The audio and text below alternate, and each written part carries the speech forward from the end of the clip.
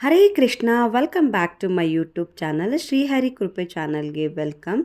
ನಾನಿಲ್ಲಿ ಒಂದು 300 ಮಿಲ್ಕ್ನ ಬಳಸ್ಕೊಂಡು ಆರಾಮಾಗಿ ಸುಲಭವಾಗಿ ಮನೆಯಲ್ಲೇ ಬೇಬಿ ರಸಗುಲ್ಲನ ಮಾಡ್ಕೊಳ್ಳೋದು ಹೇಗೆ ಅಂತ ತೋರಿಸ್ತಾ ಇದ್ದೀನಿ. ನೋಡಿ, ನೋಡೋದಕ್ಕೆ ಎಷ್ಟು ಚೆನ್ನಾಗಿದೆ ಅಂತ ನೋಡ್ತಾ ಇರ್ಬೋದು. ಹೌದು, ತಿನ್ನಬೇಕು ಅಂತ ಮನಸ್ಸಾಗ್ತಿರ್ಬೋದು. ಹೌದು, ನಾನಿಲ್ಲಿ ಒಂದು 300 ಮಿಲ್ಕ್ನ ತೊಗೊಂಡಿದ್ದೀನಿ. ನೋಡಿ, ಹಾಲು ಕಾಯ್ತಾ ಇದ್ದಂಗೆ ನಾನು ಇದಕ್ಕೆ ಒಂದು ಅರ್ಧ ಹೋಳಷ್ಟು ನಿಂಬೆ ರಸನ ಆ್ಯಡ್ ಮಾಡ್ಕೊತಾ ಇದ್ದೀನಿ. ನೋಡಿ, ಹಾಲು ಹೊಡೆಯೋವರೆಗೂ ವೆಯ್ಟ್ ಮಾಡಬೇಕು. ಸ್ವಲ್ಪ ಒಂದು ತಿಕ್ನೆಸ್ ಬರಬೇಕು, ಅದು ಹಾಲು ಹೊಡೆದು. ಆವಾಗ ತುಂಬ ಚೆನ್ನಾಗಿ ಅಂದರೆ ತುಂಬ ಚೆನ್ನಾಗಿ ರಸಗುಲ್ಲ ಬರುತ್ತೆ. ನೋಡಿ, ನೀವು ನೋಡ್ತಾ ಇರ್ಬೋದು. ನೋಡಿ, ಈ ಥರ ಆಗಬೇಕು ಹಾಲು. ಕೆಲವರು ಸ್ವಲ್ಪ ಹೊಡಿತಾ ಇದ್ದಂಗೆ ಮೊಸರು ಆಗ್ತಿದ್ದಂಗೆ ತೆಗೆದ್ಬಿಟ್ರೆ ಬರೋದಿಲ್ಲ.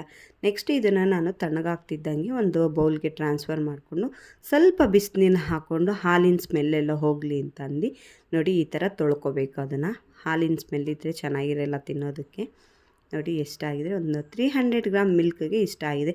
ಒಂದು 10ರಿಂದ 15 ನಿಮಿಷ ನೋಡಿ ಅದರಲ್ಲಿರೋ ನೀರಿನ ಅಂಶ ಹೋಗಲಿ ಅಂತ ಬಿಟ್ಬಿಟ್ಟು ನೆಕ್ಸ್ಟು ನಾನಿಲ್ಲಿ ಪಾಕನ ರೆಡಿ ಮಾಡ್ಕೊತಾ ಇದ್ದೀನಿ.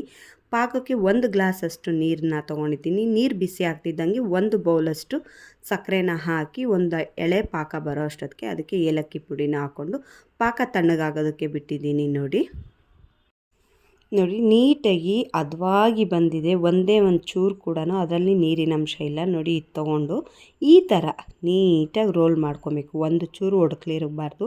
ಆ ಥರ ನೀಟಾಗಿ ರೌಂಡ್ ಶೇಪಿಂಗ್ ಮಾಡಿಕೊಂಡ್ರೆ ಸಾಕು. ನೋಡಿ, ಎಣ್ಣೆ ಹೇಗೆ ಬಿಟ್ಕೊಳ್ಳುತ್ತೆ, ಅದರಲ್ಲಿರೋದು ಜಿಡ್ಡಿನ ಅಂಶ ಇರುತ್ತಲ್ಲ, ಹಾಗಾಗಿ ಪಾಕ ತಣ್ಣಗಾದ್ಮೇಲೆ ಅದಕ್ಕೆ ಹಾಕ್ಬೇಕು. ಇದನ್ನು ಒಂದು 10 to 15 ಮಿನಿಟ್ಸ್ ಹೀಗೆ ಬಿಟ್ಟರೆ ರಸ ಎಲ್ಲ ಅದರೊಳಗಡೆ ಹೋಗಿ ಫಿಲ್ಲಪ್ ಆಗಿರುತ್ತೆ. ತಿನ್ನೋದಕ್ಕೆ ಮಾತ್ರ ತುಂಬ ಚೆನ್ನಾಗಿರುತ್ತೆ. ನೀವು ಕೂಡ ಮನೆಯಲ್ಲಿ ಮಾಡಿ. Thanks for watching my YouTube channel. Keep supporting.